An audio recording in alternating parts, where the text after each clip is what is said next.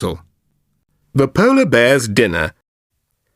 So, I'm a polar bear, right? Got that? A polar bear. Not one of those brown bears that live in forests and on mountains. One of those big white ones. You know, surely. Where do I live? On an iceberg, of course. Not that far from the North Pole. We never go too near the North Pole, though. It's much too cold up there. We prefer to live in places like Greenland. You must have seen one of us on one of those TV documentaries, or perhaps in a zoo somewhere. People think we're cute and friendly. Unfortunately, I have to say that's not entirely true.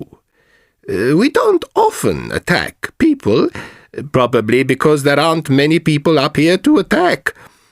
I guess if you just leave us alone, we're perfectly happy.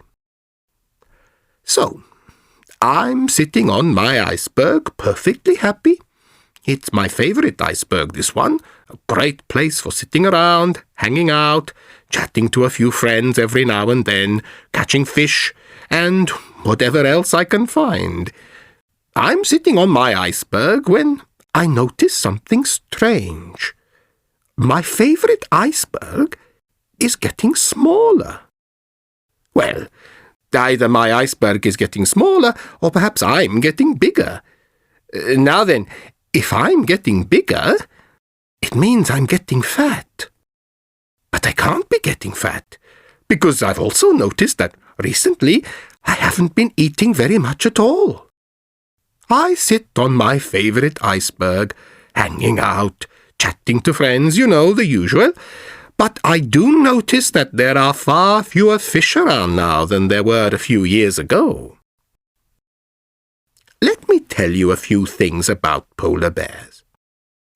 We only live at the North Pole, not the South one. And no, I've never met a penguin. You know why? Because penguins only live in the South Pole and not the North one.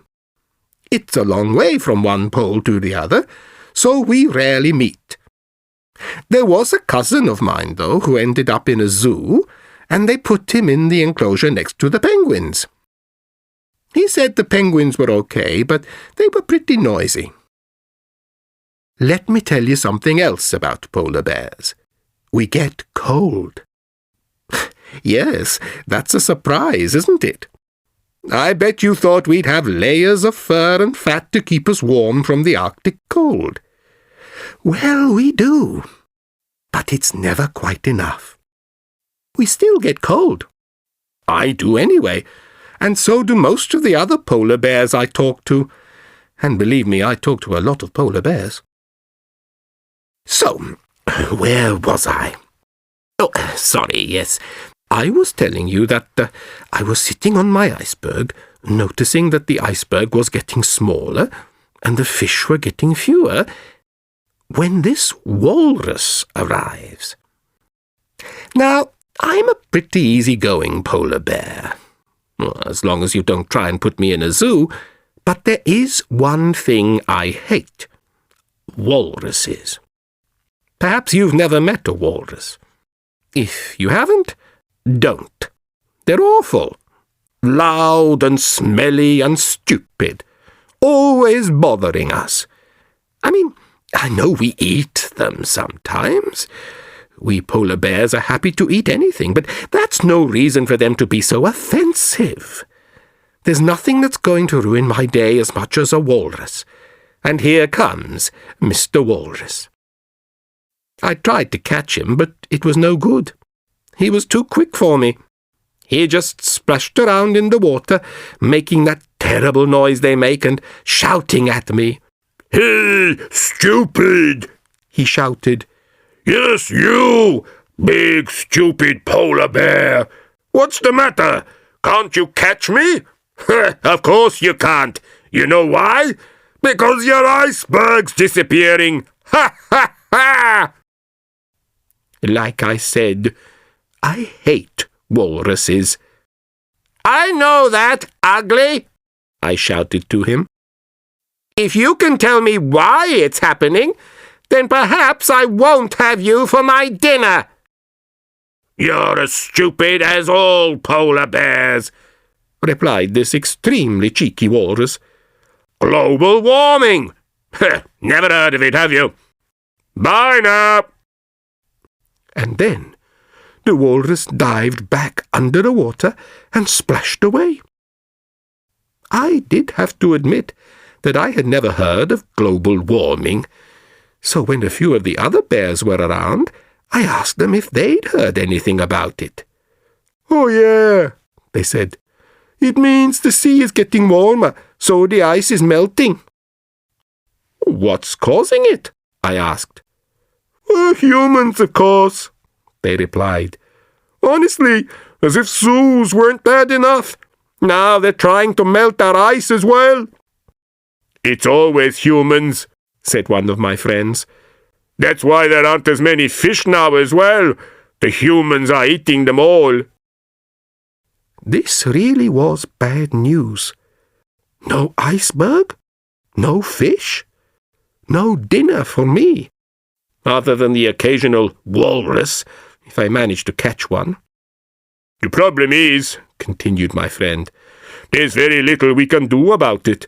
I mean, how can we stop the humans?"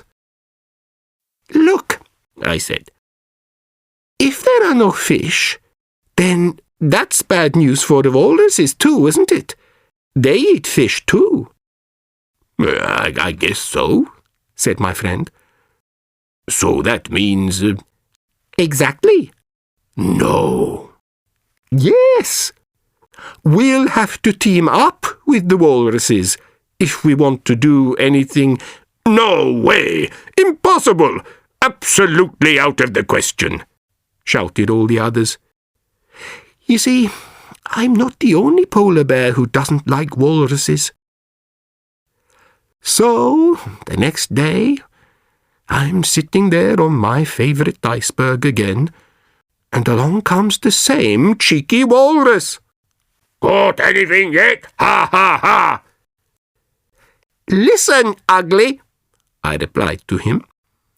"You're right about global warming, but what you haven't realised, probably because you're stupid as well as ugly, is that the humans who are causing global warming are also eating all our fish."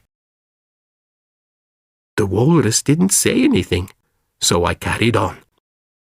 "The only way we can stop them is if we work together, polar bears and walruses and everyone else who lives here." "Work with you? No way!" shouted the walrus, and off he went. So, I'm sitting here on my iceberg, and my iceberg's getting smaller every day, and I'm getting hungrier every day.